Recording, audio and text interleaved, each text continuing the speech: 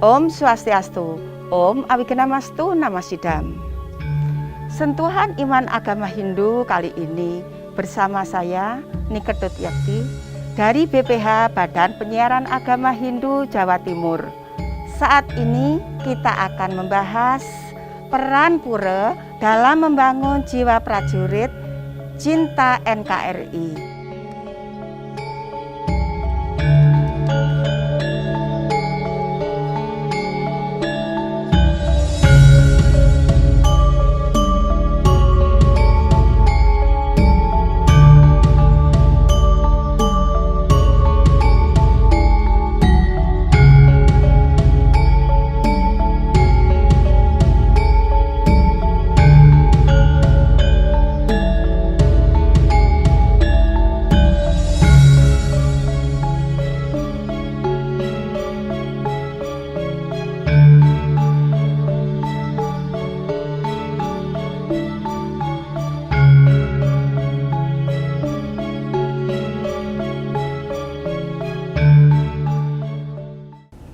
Pemirsa TVRI dimanapun berada, saat ini kita berada di Mandala Utama Pura Jagat Sahastra Pasopati Pusdik Brimob Watukose Pasuruan Jawa Timur. Bersama ini kami kerawuhan kedua narasumber, yaitu Aji Mangku, AKBP Purnawirawan Dr. Andes Ide Bagus Ngurah Prasada MM. Narasumber yang kedua yaitu Bapak Gede Suwardana. Beliau saat ini Ketua BPH Badan Penyiaran Agama Hindu di Jawa Timur. Om Swastiastu. Om Swastiastu, Aji. Inggih, Aji, dengan indahnya pura yang berada di Pusdik Brimob di Pasuruan ini, Aji, mohon dijelaskan keberadaan pura ini dan penyiwi-penyiwi yang ada di sini. Mohon dijelaskan, Aji, mulai kapan pembangunan pura ini dan bagaimana penyiwi-penyiwi yang berada di sini, anggota-anggota di sini. Silahkan, Aji. Om Swastiastu. Om Swastiastu. Namasidam.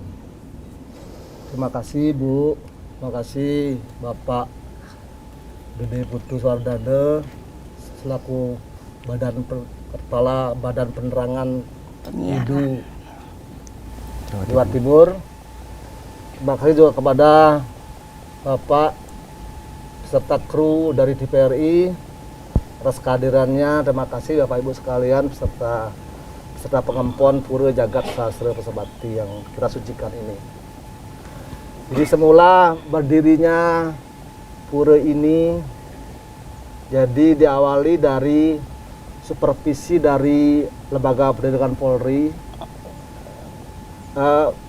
Beliaunya menyarankan bahwa di lembaga yang megah ini harus ada tempat pembinaan mental spiritual bagi personil dan keluarga maupun siswa yang ada di Pusdik Brimob.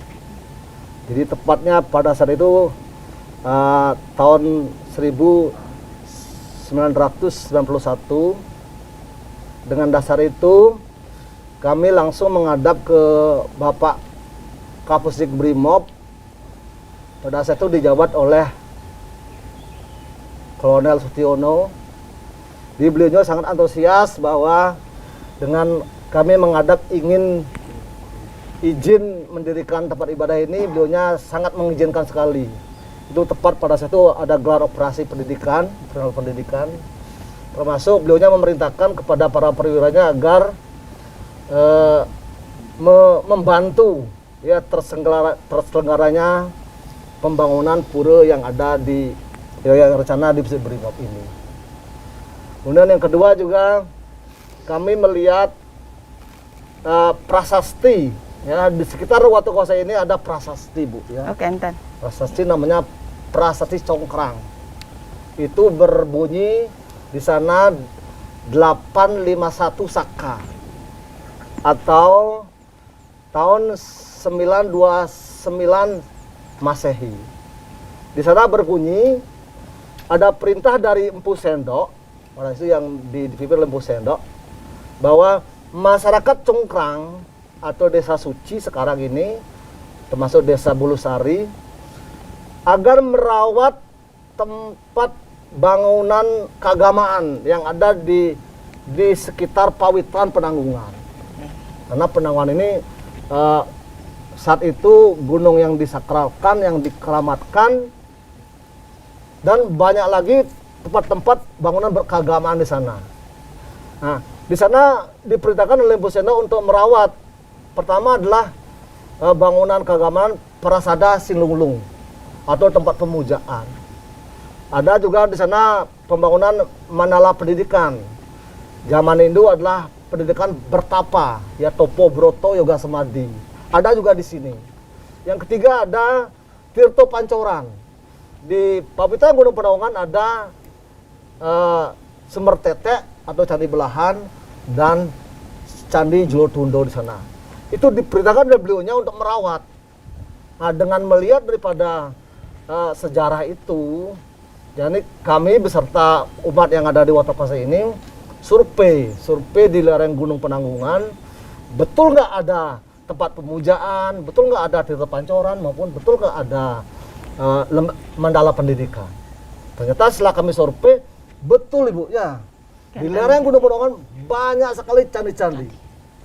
Di antaranya Candi Belahan, Candi Jolotundo. Di utaranya ada lagi, namanya di Gajah Mungkur itu ada Candi Wayang, Candi Gria, Candi Kerajaan, Candi Gajah, Candi Dharma Wangsa, dan Candi Cari, Candi Bayi, Candi Gentong, Candi Putih, Candi Pura juga ada di sana. Oh betul, di sini ada tempat pemujaan. Tapi kondisi saat itu saya lihat dengan personel yang ada di sini 11 orang, zaman itu kan jumlahnya personel 11 orang, 11 kakak itu ya. Wah berarti betul di sini harus ada tempat sembahyang ini, karena tempat ini kan tidak bisa digunakan karena beberapa juga yang sudah rusak begitu. Berarti saya harus membangun tempat ibadah di sini. Tujuannya di samping untuk pembinaan para personil dan keluarga anggota Pusat Brimob, juga siswa di sini. Yang jelas dengan kita menanamkan mental spiritual kepada para personil, keluarga maupun siswa, yang jelas ini sumber daripada bisa berbuat dengan disiplin, jujur, loyalitas dan sebagainya. Dengan demikian, langsung kami survei lagi beserta anggota yang lainnya, survei tempatnya. Tempatnya yang pertama memang di sini. Di sini juga dulu disarankan oleh para perwira Pusat Brimob juga, namanya AKBP dulu AKBP Pereworan Winarso dulu kan. Saya dipanggil Pak Prasada. Itu loh cocok bagus di tempatnya pura itu. Siap undang segitu kan. Ya. Langsung saya survei ke sini. Survei di sini, kemudian survei juga ke atas sana. Ada 3 survei di sana juga. Setelah survei, kami menghubungi sesepuh Indo Jawa yang ada di Kerembung, ya di Kerembung. Namanya Bapak Untung dulu dia. Saya ajak ke sini survei tempat ini. Ternyata beliaunya menyarankan di sini. Di sini ada getaran yang luar biasa di sini. Harus di sini. Nah, kemudian setelah saya ngajak Bapak Untung ke sini, berikut saya memohon kepada sesepuh juga yang ada di sini, sesepuh Pusat Brimob ini, orang tua bagi saya, namanya AKP Askandar waktu itu. Mbah, saya kalau membangun tempat ibadah di sini boleh nggak? Loh, kamu punya uang tak gitu sama beliaunya? Punya, saya punya uang 8.625.000 segitu kan. Bangun gitu. Ini tanah leluhurmu gitu dia ya. Ini tanah Hindu. Di sini dulu ada namanya kampung Curah Banteng. Ini orang Hindu semua gitu ngomong beliaunya ya. Ada saya tambah semangat itu. Tambah semangat atau saya ingin mewujudkan pura ini. Setelah itu baru saya rapat koordinasi dengan teman-teman yang ada di sini, membuat susunan panitia, kemudian membuat proposal. Setelah jadi rencana akan mendirikan tempat ibadah ini, langsung saya ngubungi ke Bali, ke orang tua saya dan mertua saya. tolong buatkan Banten untuk ngeruak gitu, ngeruak atau peletakan batu pertama dulu ya gitu. Setelah itu, setelah saya akan ngeruak, kembali saya menghadap ke Kerembung lagi, ke Pak Untung itu, Pak Untung. Saya belum sampai ke Kerembung, Pak Untung sudah kerawan itu ya. Kerawan, Tuan Semeru ini yang Semeru datang gitu dia, yang Semeru. Saya belum datang, tolong ambil tuh putusnya dari Watokosek, datang mau ke sini. Anaknya bingung anaknya, mana Pak dari Watokosek gitu. Ditunggu saya, terus saya datang. Pak dari Watokosek saya? Iya. Akhirnya suruh masuk oleh Bapak gitu ngomong. Akhirnya saya masuk, langsung, wah ini putuku datang dari Watokosek gitu ngomongnya. Bangun pura nang kono ngadang ngetan gitu. Di sini masih di sini ngadang ngetan. Ada gunung perahu itu ngat bangun. Yang Semeru itu, yang Semeru. Oh, enggak. Saya bayangkan yang Semeru siapa? Salah baca yang Semeru itu ternyata Dangyang Dwi Jendro. Kalau di Sumbawa dipanggil Tuan Semeru. Oh, berarti yang ngerawuh itu. Ajik mangku. Begitu adi luhungnya nggih. Awal dari pembangunan pura ini, Ajik mangku, bisa kami sedikit jelaskan. Nah, umat Hindu yang ada di pura ini untuk ritual keagamaan itu menemui kesulitan apa ndak? Ajik Nunas dijelaskan nggih. Terima kasih. Jadi semula memang sebelum berdirinya tempat suci ini, jadi sangat sulit dia melaksanakan pembinaan agama. Jadi kadang-kadang karena kita tidak memiliki tempat ibadah, kami umat yang ada di Watokosek arisan itu. Purnama ketemu di rumahnya si A, Tilam ketemu di rumah si B. Jadi sembahyang di rumah masing-masing. Nah kemudian setelah itu,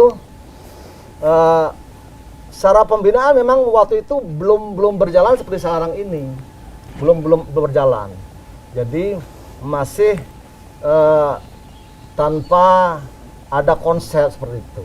Nah setelah dibangun tempat ini, jadi kami sudah membuat jadwal itu kegiatan mulai kegiatan pembinaan mental rohani spiritual umat Hindu yang ada di Pusat Watokosek. Mulai bulan Januari sampai dengan bulan Desember sudah saya tertata itu ya. Purnama tanggal berapa, Tilam tanggal berapa, Galungan tanggal berapa. Nah ini untuk personil, termasuk keluarga juga. Kemudian untuk siswa itu kami buat jadwal juga sembahyang setiap hari 3 kali. Iya, siswa kita ini. Jadi pagi jam 4.30 sudah masuk kelas dia. Masuk kelas, mereka melakukan ibadah. Baik itu Trisandya, Keramaian Sembah maupun Kidung atau begitu. Kemudian jam 12 juga mereka sembahyang juga siswanya. Kemudian jam 6 siswa juga sembahyang. Di samping itu juga mereka setiap hari Jumat siang mereka ibadah di pura ini. Gitu nggih jero mangku. Jadi tetap sangat harmonis dalam pelaksanaan agamanya nggih. Inggih sukseme sekali niki jero mangku. Niki Ajik mangku. Inggih mangkin titiang jagi mohon penjelasan sareng Pak Putu Gede mengenai gini. Om Swastiastu Pak Gede. Niki mohon dijelaskan kami untuk pemirsa TVRI tentang penyiaran ini, mohon dijelaskan. Ini mengenai anggota yang ada di Pura sini, berarti dari Pusdik Brimob nggih. Ini dalam menjalankan keagamaan, dia bertugas menjaga keamanan di negara ini. Mohon dijelaskan Pak Putu Gede dengan berjalannya agama juga tugas yang diemban menjaga keamanan NKRI. Silakan. Nggih, suksema benar. Om Swastiastu. Om Swastiastu. Bapak Ibu, para pemirsa TVRI Jawa Timur, menjawab pertanyaan dari pembawa acara tadi, bagaimana keberadaan pura khususnya di dalam lingkungan Pusdik Brimob dalam membangun karakter para prajurit-prajurit khususnya yang beragama Hindu dalam rangka menumbuhkan rasa cinta, rasa bela negara mereka untuk keutuhan NKRI. Ternyata dari penjelasan Haji Mangku tadi, tidak saja keberadaan pura ini memberi manfaat untuk siswa, tetapi juga ternyata untuk umat Hindu yang ada di sekitaran pura. Sejarah berdirinya pura tadi sudah panjang lebar, ternyata ada suatu prasasti yang menyatakan bahwa ini adalah tempat nenek moyang kita, tempat leluhur kita yang memang harus kita bangun, kita gali kembali, sehingga apa, Bunda? Nilai-nilai budaya, nilai-nilai spiritual dari leluhur-leluhur kita itu tetap menjadi pedoman di dalam jiwa kita, khususnya dari umat Hindu, khususnya juga dari adik-adik kita para prajurit. Karena bagaimanapun nilai sebuah budaya itu akan membangun suatu agama, membuatnya menjadi memiliki bentuk. Ya, budaya itu membuat agama itu memiliki bentuk. Dalam bentuk apa? Dalam wujud apa? Dalam wujud keharmonisan. Ya, kita melihat Bapak Ibu para pemirsa dimanapun berada, kehancuran dari Pandawa dan Korawa, terjadinya perang Baratayuda adalah karena mereka sudah meninggalkan tradisi, adat, dan budaya, tapi dalam konteks nilai. Kalau kita melihat di dalam Bhagavad Gita, Adhyaya 1, Sloka 40, dengan tegas itu menyatakan, Kula kesaya pranasyati, kula dharma sanatana, dharma nasti kulam striam, adharma aba bawituta. Jadi, kula kesaya pranasyati, keluarga itu akan hancur. Kula dharma sanatana, dharma pun akan hancur. Sanatana itu satu adat kebiasaan yang dilakukan bertahun-tahun. Itu juga akan hancur. Adharma aba bawituta, adharma akan merajalela. Oleh karena itu ini menjadi tugas kita bersama, terutama adik-adik kita dari prajurit yang memang mereka memiliki tugas dalam rangka mengamankan keutuhan NKRI. Disinilah pura ini tempat membangun mental dan jiwa mereka. Nah, ketika kita melihat berdirinya pura, tadi Haji Mangku juga menceritakan ada upacara ngeruak, ngerapuh, macaru dan lain sebagainya, adalah dalam rangka membangun kesucian tempat itu. Kalau kita melihat pura, keberadaan pura itu ada penyengker, penyengker itu adanya sengker yang sebagai pelindung. Di dalam setiap ujung penyengker 4 penjuru itu ada namanya paduraksa, Bunda. Bapak Ibu para pemirsa TVRI dimanapun berada, ada namanya paduraksa. Kita mulai dari Tenggara. Tenggara itu namanya Aji Raksa. Aji Raksa itu artinya pengetahuan, Bapak Ibu umat sedharma. Jadi ini konteks kita kaitkan dengan catur asrama, di mana Brahmacari, masa menuntut ilmu, masa menuntut pengetahuan, itu sebagai landasan kita untuk bertingkah laku. Ketika tingkah laku kita didasari atas pengetahuan yang suci, tentu ya, pengetahuan yang suci, itulah akan membangun. Yang kedua, ada namanya Rudra Raksa, Barat Daya. Barat Daya itu Rudra Raksa itu kekuatan. Ketika kita memiliki pengetahuan, kita punya kekuatan. Bukan kekuatan untuk menghancurkan orang lain, tapi kekuatan membangun jiwa kita untuk menjadi individu-individu yang dapat menciptakan kedamaian, melindungi siapapun. Seorang aparat negara kan tidak boleh, aku hanya melindungi si A karena si A sama dengan saya, tidak boleh. Dia harus melindungi siapapun warga negara Indonesia. Oleh karena itu semuanya, Bunda. Ketika dia sudah memiliki kekuatan Rudra Raksa, dia punya Kala Raksa muncul. Barat laut dia. Kala Raksa apa? Waktu. Kala itu kan waktu. Ketika memiliki pengetahuan, memiliki kekuatan, kita dapat memanfaatkan, mengendalikan waktu dengan membuat satu kegiatan-kegiatan yang positif. Waktu itu adalah harta, ingat. Waktu itu harta yang paling berharga. Karena waktu itu tidak bisa kita tarik mundur. Waktu itu akan terus berjalan sekalipun kita hanya diam. Oleh karena itu, ayo pengetahuan, kekuatan, kita mampu mengendalikan waktu, mampu mengisi waktu untuk sesuatu yang positif. Kemudian kita sampai kepada timur laut. Timur laut disebut dengan Sri Raksa. Ibu, kalau Sri itu kan berarti Dewi Sri, Dewi kesejahteraan, Dewi kemakmuran. Ketika kita sudah memiliki Aji Raksa pengetahuan, kita memiliki Rudra Raksa kekuatan, kemampuan dalam mengendalikan diri, kita dapat mengendalikan waktu Aji Raksa, kita akan mendapatkan kesejahteraan. Sri Raksa, kesejahteraan bagi siapa? Bagi semuanya. Bagi semuanya, tidak saja bagi dirinya sendiri, tetapi bagi semua yang ada di alam semesta, yang ada di sekitar kita. Di dalam Sarasa Muscaya Sloka 135 itu juga dengan tegas diajarkan bahwa Ayuwa tan masih ring sarwo prani.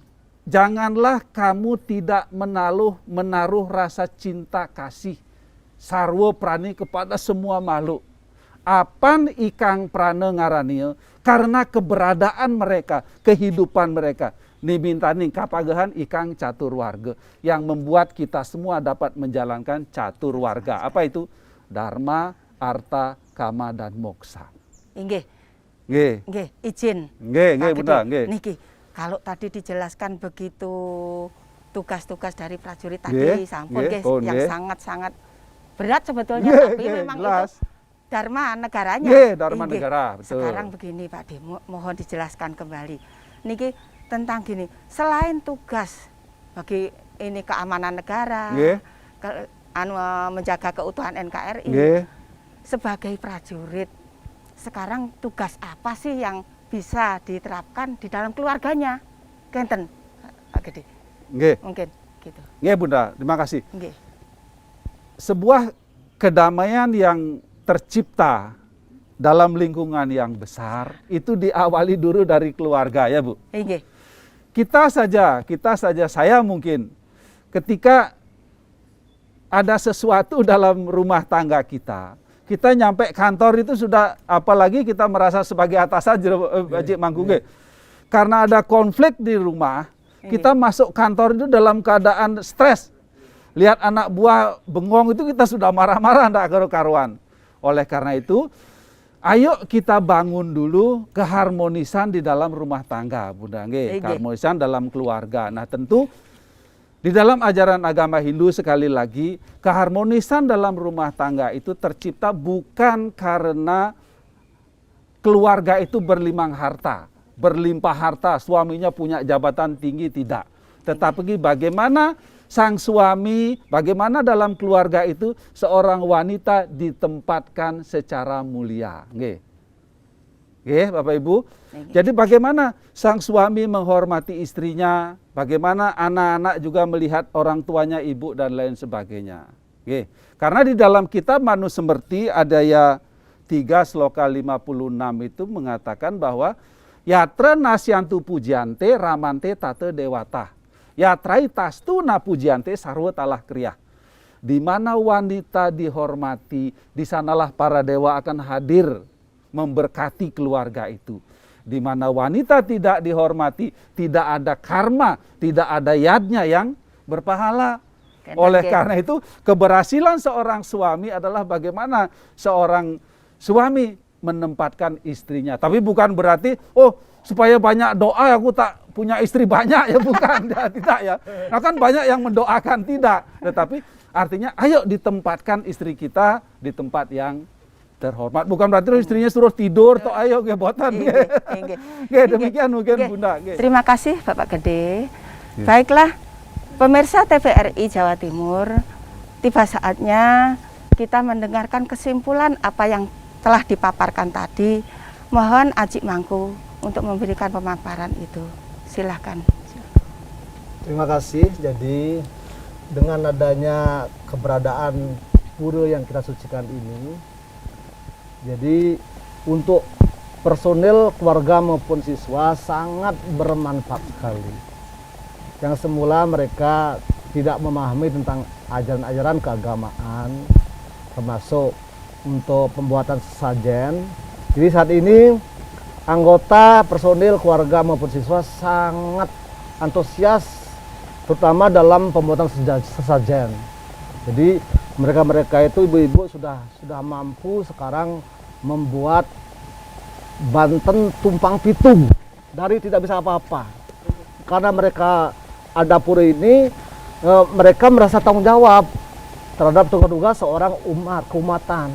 Jadi mulai mereka membuat cadang sari, dan pipat daksina, pejati, maupun sampai ke tumpang pitu. Bahkan saat ini feodalan yang sebelumnya mendatangkan serati dari Bali, sekarang ibu-ibu Asungkare ya sudah bisa membuat Banten feodalan Asungkare. Dengan bersyukur kita dengan adanya pura ini, jadi umat Hindu yang ada di sini sangat kompak, kemudian rasa tanggung jawab luar biasa.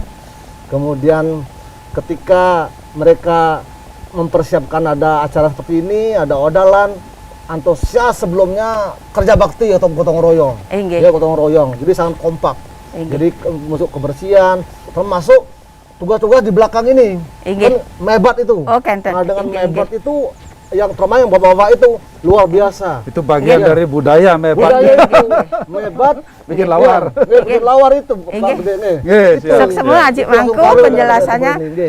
Mungkin untuk penutup yang kedua, mohon Pak Gede untuk memberikan kesimpulan yang baik untuk pemirsa TVRI di Jawa Timur. Oke, Bapak Ibu, para pemirsa setia TVRI Jawa Timur, adik-adik siswa Pusdik Brimob, demikian kiranya penjelasan tentang keberadaan Pura Jagat Sastro Pasupati ini semoga dapat membangun jiwa kita semua dalam rangka menegakkan NKRI. Demikian Bunda, terima kasih. Suk semua Pak Gede, suk semua Aji Mangku, penjelasan yang sangat-sangat mendalam. Marilah pertemuan pada hari ini kita tutup dengan Prama Santi. Om Santi Santi Santi Om.